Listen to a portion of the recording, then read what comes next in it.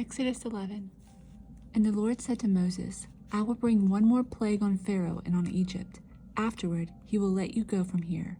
When he lets you go, he will surely drive you out of here altogether.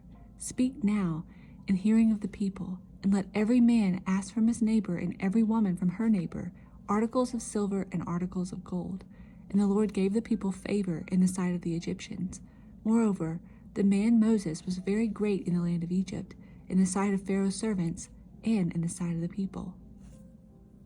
Then Moses said, Thus says the Lord, about midnight I will go out into the midst of Egypt, and all the firstborn in the land of Egypt shall die, from the firstborn of Pharaoh who sits on his throne, even to the firstborn of the female servant who is behind the handmill, and all the firstborn of the animals.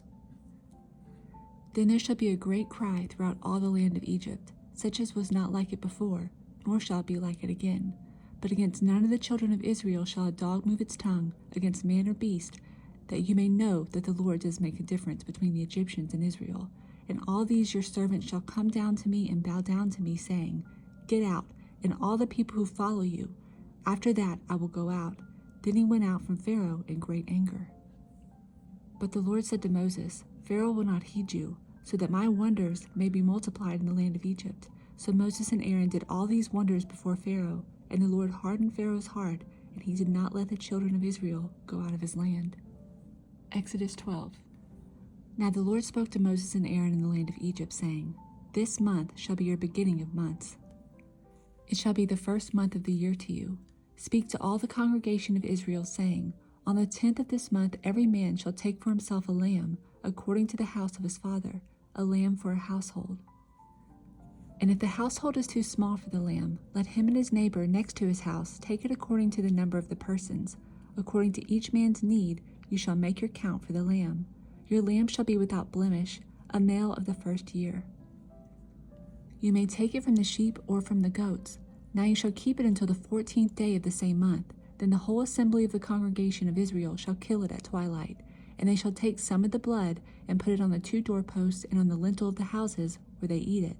Then they shall eat the flesh on that night, roasted in fire, with unleavened bread, and with bitter herbs they shall eat it. Do not eat it raw, nor boiled at all with water, but roasted in fire, its head with its legs and its entrails.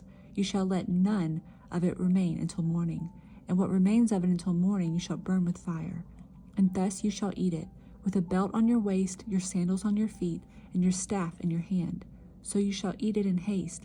It is the Lord's Passover. For I will pass through the land of Egypt on that night, and will strike all the firstborn in the land of Egypt, both man and beast, and against all the gods of Egypt I will execute judgment. I am the Lord. Now the blood shall be a sign for you on the houses where you are, and when I see the blood, I will pass over you, and the plague shall not be on you to destroy you when I strike the land of Egypt. So this day I shall be to you a memorial, and you shall keep it as a feast to the Lord throughout your generations. You shall keep it as a feast by an everlasting ordinance. 7 days you shall eat unleavened bread. On the first day you shall remove leaven from your houses. For whoever eats leavened bread from the first day until the 7th day, that person shall be cut off from Israel. On the first day there shall be a holy convocation, and on the 7th day there shall be a holy convocation for you. No manner of work shall be done on them, but that which everyone must eat, that only may be prepared by you. So you shall observe the feast of unleavened bread, for on this same day I will have brought your armies out of the land of Egypt. Therefore you shall observe this day throughout your generations as an everlasting ordinance. In the first month, on the 14th day of the month at evening, you shall eat unleavened bread, until the 21st day of the month at evening. For 7 days no leaven shall be found in your houses, since whoever eats what is leavened, that same person shall be cut off from the congregation of Israel. Whether he is a stranger or a native of the land, you shall eat nothing leavened. In all your dwellings you shall eat unleavened bread. Then Moses called for all the elders of Israel and said to them, Pick out and take lambs for yourselves according to your families, and kill the Passover lamb. And you shall take a bunch of hyssop, dip it in the blood that is in the basin, and strike the lintel and the 2 doorposts with the blood that is in the basin. And none of you shall go out of the door of his house until morning, for the Lord will pass through to strike the Egyptians. And when he sees the blood on the lintel and on the 2 doorposts, the Lord will pass over the door and not allow the destroyer to come into your houses to strike you. And you shall observe this thing as an ordinance for you and your sons forever. It will come to pass when you come to the land which the Lord will give you, just as he promised, that you shall keep this service. And it shall be, when your children say to you, 'What do you mean by this service?' that you shall say, 'It is the Passover sacrifice of the Lord, who passed over the houses of the children of Israel in Egypt, when he struck the Egyptians and delivered our households.' So the people bowed their heads and worshipped. Then the children of Israel went away and did so, just as the Lord had commanded Moses and Aaron, so they did. And it came to pass at midnight that the Lord struck all the firstborn in the land of Egypt, from the firstborn of Pharaoh who sat on his throne to the firstborn of the captive who was in the dungeon, and all the firstborn of the livestock. So Pharaoh rose in the night, he and all his servants, and all the Egyptians, and there was a great cry in Egypt, for there was not a house where there was not one dead. Then he called for Moses and Aaron by night and said, 'Rise, go out from among my people, both you and the children of Israel, and go, serve the Lord as you have said. Also take your flocks and your herds as you have said, and be gone, and bless me also.' And the Egyptians urged the people that they might send them out of the land in haste, for they said, 'We shall all be dead.' So the people took their dough before it was leavened, having their kneading bowls bound up in their clothes on their shoulders. Now the children of Israel had done according to the word of Moses, and they had asked from the Egyptians articles of silver, articles of gold, and clothing. And the Lord had given the people favor in the sight of the Egyptians, so that they granted them what they requested. Thus they plundered the Egyptians. Then the children of Israel journeyed from Ramesses to Succoth, about 600,000 men on foot besides children. A mixed multitude went up with them also, in flocks and herds, a great deal of livestock. And they baked unleavened cakes of the dough which they had brought out of Egypt, for it was not leavened, because they were driven out of Egypt and could not wait, nor had they prepared provisions for themselves. Now the sojourn of the children of Israel who lived in Egypt was 430 years. And it came to pass at the end of the 430 years, on that very same day, it came to pass that all the armies of the Lord went out from the land of Egypt. It is a night of solemn observance to the Lord for bringing them out of the land of Egypt. This is that night of the Lord, a solemn observance for all the children of Israel throughout their generations. And the Lord said to Moses and Aaron, 'This is the ordinance of the Passover. No foreigner shall eat it, but every man's servant who is bought for money, when you have circumcised him, then he may eat it. A sojourner and a hired servant shall not eat it. In one house it shall be eaten. You shall not carry any of the flesh outside of the house, nor shall you break one of its bones.